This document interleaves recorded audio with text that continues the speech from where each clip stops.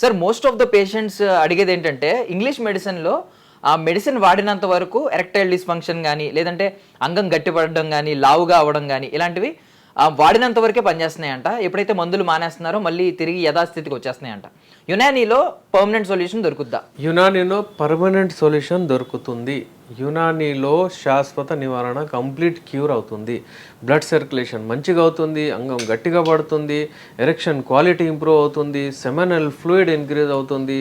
అంగము ఏదైతే ఉంటుందో ఒకవేళ అక్కడ ఎరెక్షన్స్ రావట్లేదంటే ఏ టైప్ ఆఫ్ ఈడీ అయినా కానీ కంప్లీట్ క్యూర్ అవుతుంది. ఫర్ ఎగ్జాంపుల్ డయాబెటీస్ ఉంది అనుకోండి, డయాబెటీస్ ఇండ్యూస్డ్ ఎరెక్టైల్ డిస్ఫంక్షన్ వాళ్లకు ఏంటంటే న్యూరోజెనిక్ ఈడీ వస్తుంది సామాన్యంగా. ఆ న్యూరోజెనిక్ ఈడీ ట్రీట్మెంట్ కంప్లీట్ క్యూర్కి ఇస్తాం మనము.